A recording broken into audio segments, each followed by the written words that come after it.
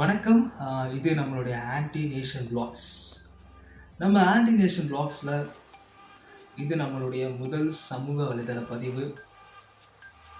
இது முழுக்க முழுக்க மக்களிடையே சமூக விழிப்புணர்வை ஏற்படுத்தணுன்றதுக்காக தான் இந்த நம்ம சேனலை நம்ம ஓப்பன் பண்ணியிருக்கோம். அதில் நீங்கள் ஒரு சப்ஸ்கிரைபர்ஸாக எங்களோட இணைஞ்சு சப்போர்ட் பண்ணுவீங்கன்னு நம்புகிறேன். ஸோ இன்றைக்கி நம்ம என்ன தலைப்பு பார்க்க போகலாம் அப்படின்றத வாங்க வீடியோவில் பார்க்கலாம்.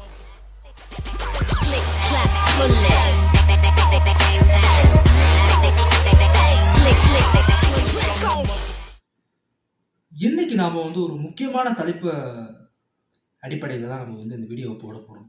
என்ன அந்த முக்கியமான தலைப்பு அப்படின்னு கேட்டீங்கன்னா, இன்னைக்கு நவம்பர் 14. நவம்பர் 14ன்னு சொன்னாலே நமக்கு ஞாபகத்தில் வர வேண்டிய ஒரு விஷயம் குழந்தைகள். இன்னைக்கு குழந்தைகளுடைய தினவிழா. இந்த குழந்தைகளுடைய தினவிழாவை முன்னிட்டு ஒரு சமூக விழிப்புணர்வை ஏற்படுத்துன்றதுக்காகத்தான் இந்த வீடியோவை நான் போட போகிறேன். என்ன அந்த சமூக விழிப்புணர்வுன்னு கேட்டீங்கன்னா, குழந்தைகளுக்கு ஏற்படக்கூடிய பிரச்சனைகள், இரண்டாவது அவருடைய அடிப்படை உரிமைகள் என்ன, சட்டங்கள் எந்த மாதிரியான அடிப்படை உரிமைகள் குழந்தைகளுக்கு வழங்கப்படுகிறது அப்படின்றத பற்றி தான் நம்ம போஸ்ட் போடுறோம். என்ன அந்த அடிப்படை உரிமைகள்னு கேட்டிங்கன்னா, 4 அடிப்படை உரிமைகள். இந்த உரிமைகள் எத்தனை பேருக்கு தெரியும்? குழந்தைகளுக்கு உரிமைகள் இருக்குன்னு தெரியாது. அப்போது அந்த 4 அடிப்படை உரிமைகள் என்ன அப்படின்னு பார்த்தீங்கன்னா, முதலாவதாக வாழ்வதற்கான உரிமை, ரைட் டு லிவ். ரெண்டாவது வளர்ச்சி அடைவதற்கான உரிமை, ரைட் டு டெவலப்மெண்ட். மூன்றாவது பங்கேற்பதற்கான உரிமை, ரைட் டு பார்ட்டிசிபேஷன். நான்காவது பாதுகாத்துக் கொள்வதற்கான உரிமை, ரைட் டு ப்ரொடெக்ட். ஸோ இந்த 4 உரிமைகள் தான் குழந்தைகளுடைய அடிப்படை உரிமைகளாக நம்ம சட்டங்கள் சொல்லுது. வாழ்வதற்கான உரிமையில் ஊட்டச்சத்து உள்ள குறைபாடு உள்ள குழந்தைகளை கண்டறிஞ்சு அவங்களுக்கு தேவையான ஊட்டச்சத்து மிகுந்த உணவுகளை வழங்கணும். ஸோ அதுக்கு நாம் என்ன பண்ணணும் அப்படின்னு கேட்டிங்கன்னா, உங்களுடைய கிராமங்களில் ஐசிடிஎஸ் இருக்கும், அங்கன்வாடி சென்டர்ஸில் குழந்தைங்களை சேர்த்து குழந்தைகளுக்கு தேவையான ஊட்டச்சத்து உள்ள உணவுகளை கொடுத்து அவங்கள பாதுகாக்கணும். இன்னொன்று பார்த்தீங்கன்னா, அவங்களுடைய இறப்பு விகிதத்தை கம்மி பண்ணுறதுக்காக தான் நம்ம தமிழக அரசாங்கம் அங்கன்வாடி மையங்களை கொண்டு வந்திருக்கு. அப்போ அந்த அங்கன்வாடி மையங்களை மேம்படுத்தணும். இப்போ அந்த மேம்படுத்தக்கூடிய அந்த திறன் அந்த வில்லேஜில் இருக்கக்கூடிய தலைவரோ இல்லை வார்டு கவுன்சிலரோ அவங்களுக்கு தான் அது இருக்குது. ஸோ அப்போது அங்கன்வாடி மையங்களை மேம்படுத்துறது மூலம் தான் அங்கே இருக்கக்கூடிய குழந்தைகளை நாம் என்ன பண்ண முடியும், அவங்களுடைய தரத்தை வாழ்வாதார தரத்தை நம்ம உயர்த்த முடியும். ஓகேங்களா? அப்போ இறப்பு விகிதத்தை கம்மி பண்ணணும், ஊட்டச்சத்து உள்ள குறைபாடுகளை கண்டறிஞ்சு ஊட்டச்சத்து உணவு முறைகளை கொடுத்து அவங்களை மேம்படுத்தணும். அப்புறம் நோய் தடுப்புகளை தடுக்கணும். நான்காவது பார்த்தீங்கன்னா, பிறப்பு பதிவு செய்யணும். ஒவ்வொரு அங்கன்வாடிகள்லையும் சரி, இல்லை அங்கே இருக்கக்கூடிய பிஹெச் பிரைமரி ஹெல்த் சென்டர்லையாக இருக்கட்டும், அங்கே நம்முடைய பிறப்பு பதிவை செஞ்சுருக்கணும் கட்டாயமாக. ஸோ இதுதான் வாழ்வதற்கான அடிப்படை உரிமை. ரெண்டாவது பார்த்தீங்கன்னா, வளர்ச்சி அடைவதற்கான ஒரு உரிமை. வளர்ச்சி அடைவதற்கான உரிமையில் முதல்ல கல்வி தான் முக்கியமான ஒரு விஷயம். கல்விதான் மிகப்பெரிய பேராயுதம் மனிதனுக்கு. அப்படி இருக்கும்போது கல்வியை முதல்ல நம்ம குழந்தைகளுக்கு கொடுக்கணும். இந்தியாவிலேயே கல்வியில் நமது மாநிலம்தான் முதல் மாநிலமாக இருக்குது. சரிங்களா? ஸோ இதன் அடிப்படையில் கல்வி நம்ம குழந்தைகளுக்கு கொடுக்கணும். ரெண்டாவது ஆரோக்கியம், உடல் ஆரோக்கியம் ரொம்ப முக்கியம்.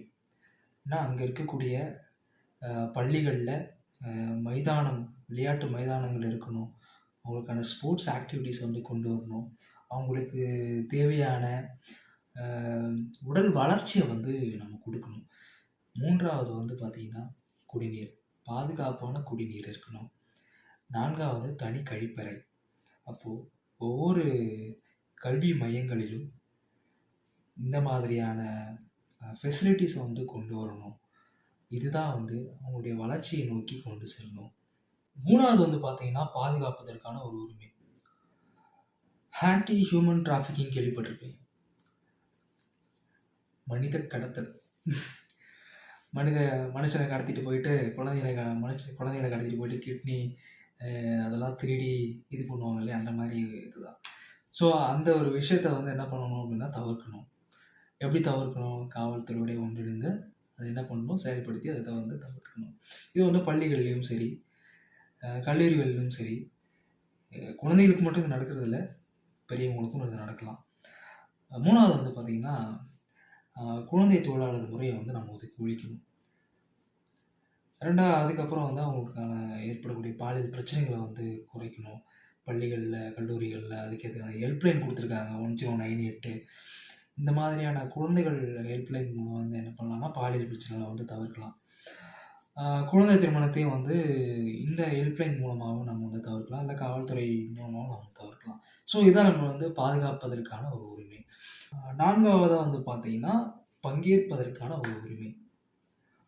பங்கேற்பதற்கான உரிமை அப்படின்னு சொல்லும்போது, ஒரு எக்ஸாம்பிள், பாலர் சபை அப்படின்னு சொல்லி கேள்விப்பட்டிருப்போம்.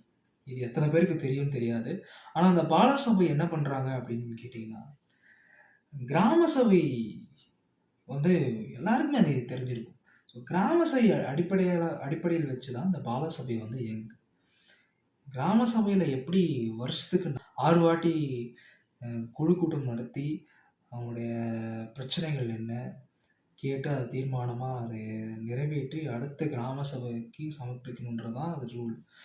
அதே மாதிரி என்ன பண்ணுறாங்கன்னா பாலர் சபை அப்படின்னு சொல்லிட்டு ஒரு கிராமத்தில் கட்டமைச்சிட்டு அந்த பாலர் சபையை வந்து அந்த பாலர் சபையில் குழந்தைகளை வந்து உறுப்பினர்களாக போட்டு 11லேருந்து 17 வயசு இருக்கக்கூடிய குழந்தைகளை வந்து அதில் பெரிய பெரிய அதில் தலைவர்களாக போட்டு அவர்களுக்கு ஏற்படக்கூடிய பிரச்சனைகள் என்ன, படிப்பதற்கான பிரச்சனைகளாக இருக்கட்டும், துஷ்பிரயோகம் பாலியல் பிரச்சனையாக இருக்கட்டும், குழந்தை திருமண பிரச்சனைகளாக இருக்கட்டும், எதுவாக இருந்தாலுமே அந்த அந்த சபையில் வந்து என்ன பண்ணுவாங்கன்னா தீர்மானம் எழுதி அடுத்த பாலர் சபை, அடுத்த கிராம சபை எப்போ சேருதோ அதே மாதிரி அடுத்த பாலர் சபையும் கூடி அந்த பாலர் சபையில் அந்த கிராம சபையில் எல்லாரும் இருப்பாங்க. அந்த கூட்டத்தில் இவங்களுக்கு தேவையான பிரச்சனைகள் என்னன்னு சொல்லி அதை வந்து நிறைவேற்றி தரது தான் பாலர் சபையோட முக்கியமான நோக்கம். அப்போது எல்லா தளங்கள்லையும் பங்கேற்பதற்கான உரிமை குழந்தைகள்கிட்ட இருக்குது. அப்போது இதுதான் வந்து சட்டங்கள் சொல்லக்கூடிய இந்த 4 அடிப்படை உரிமைகள். இந்த 4 அடிப்படை உரிமைகள் ஆஸ் எ சிட்டிசனாக ஒரு குடிமக்கனாக நானும் வந்து அதை ஃபாலோ பண்ணணும், நீங்களும் அதை வந்து ஃபாலோ பண்ணணும். பெற்றோர்களாக இருக்கட்டும், உறவினர்களாக இருக்கட்டும், நண்பர்களாக இருக்கட்டும், குழந்தைகளுக்கான உரிமைகளை வந்து கொடுங்க. அவங்களுக்கு தேவைகளை என்ன அப்படின்னு சொல்லி பூர்த்தி செய்யுங்க. அவர்களை வந்து ஒரு புத்தா போக்கில் விட்டுறக்கூடாது. ஸோ அவங்களுடைய குழந்தைகளுடைய வளர்ச்சி தான் இந்த நாட்டுடைய மிகப்பெரிய வளர்ச்சி. ஸோ அதன் அடிப்படையில் தான் இந்த ஒரு பதிவை நாம் வந்து போடுறோம். ஸோ இந்த பதிவுக்கு இது முதல் பதிவுன்றதுனால லைக் பண்ணுங்கள், ஷேர் பண்ணுங்கள்.